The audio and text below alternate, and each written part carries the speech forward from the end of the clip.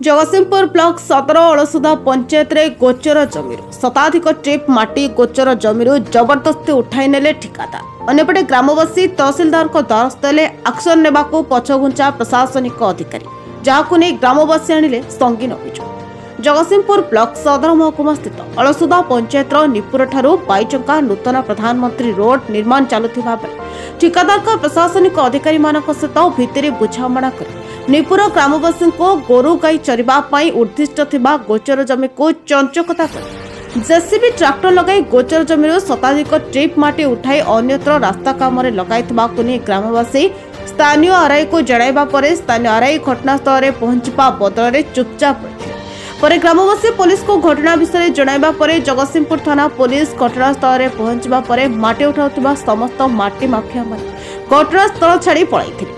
परे ग्रामवासी जगतसिंहपुर को अभियोग करथिले, जहाकु नै तहसीलदार घटनार तदंत कर ठिकादार ऊपर कार्यानुष्ठान नेबाको तत्पर देखाइछन्ति। एठी प्रश्न उठे जेतेबेले ग्रामवासी स्थानीय आरआई को अभियोग करथिले, आरआई घटनास्थल को काहेकि गले नाही, जहा एबे साधारण एक विराट प्रश्नबाजी छिड़ा करिछि। ठिकादार को डरिले ता ठिकादार और आरआई को मध्यरे किछि भितरी बुझामणा अछि। एकथा आमे कहूनु आज्ञा कहउचन्ति ग्रामवासी, जहाकु नै साधारण चर्चा जोर धरिछि। अन्यपटे जगतसिंहपुर जिले में गोचर जमी श्मशान को विभिन्न स्थान में माटी माफिया माने माटी चोरी कर मालामाल होतिबा बेले माइन्स विभाग तहसीलदार आरआई माने कौन पई चढ़ाऊ करूना कि कौन से दृढ़ कार्यानुष्ठान नेउना। एटी सरकार को राजस्व हानि होतिबा बेले अधिकारी मानक कुंभकर्ण निद्रा भागुरी, जहाँ एबे साधारण एक विराट प्रश्नबाजी छिड़ा करिछि। सरकार को तहबिलु लक्षाधिक टंका दरमा पाउथबा बेले अन्यपटे निजर स्वार्थ हासिल पाई माटी माफिया मानक सहित हाथ मिलाई नाहंती तो जहाँ एबे साधारण लोकंक मनरे संदेह उपजुथबा सुनिबाकू मिलुछि, जहाँ आगकू एक विराट प्रश्नबाजी छिड़ा करिछि। जगतसिंहपुर जिलार संग्राम कृष्ण पटनायक का रिपोर्ट, तोफान एंटरटेनमेंट न्यूज। परिचयटा कहबे? मु देवेंद्र कुमार साहू नीपुर। कौन रही अभियोग? आमर अभियोग होपुरे 62 एकर सरकारी जमी अच्छी, जो जमी रे आमे मेडिकल कॉलेज करने मे 23 रु आंदोलन कर जड़े कंट्राक्टर तांकर रास्ता काम करने से गोचर जगार माटी उठाऊ। कंट्राक्टर ना तो आम कहीपरूनी कि माने सेठिका स्थानीय ए बाबद कौटी कौटी अभियोग आमे तहसीलदार केवल अभियोग देचु। आमे तो जानिचु तहसीलदार होउचंती जमी मालिक, तेणु तांकु ही देचु। कौन कहले?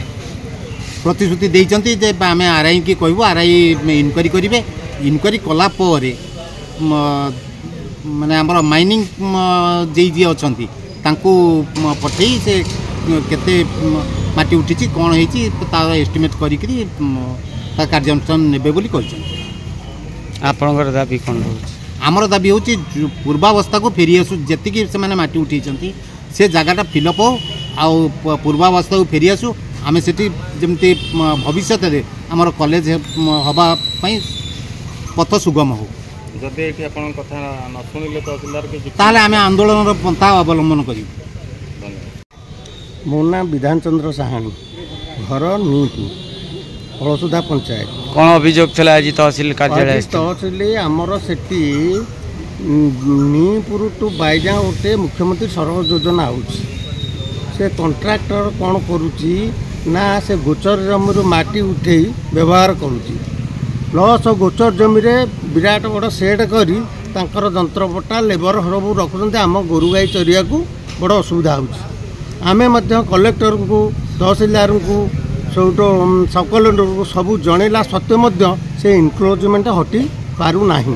बर्तमान जो ठिकादार से घटनास्थल माटी उठाउछन्ती कौन परमिशन नहीं कि ना? किछि परमिशन नाही।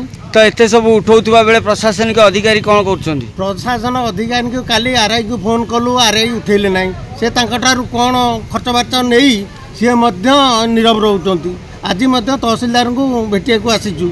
अच्छा से तेणिकी जहाँ सरकार तहसीलदार कौन प्रतिश्रुति देले? तहसीलदार कहले ठीक अच्छे आमर ये डिपार्टमेंट आम कौन एमआईटी ना कौन तार गोटे संस्था किए अच्छी आम लिखुचु से इनक्वारी करेंगे। आ तहसीलदार आरआई कहूँ से मत रिपोर्ट देवे। तो गोचर जमी जो माटी उठुची সেটা আরআই তহସିଲଦାର ନା ଏମ୍ଆଇଡି ବିଭାଗର?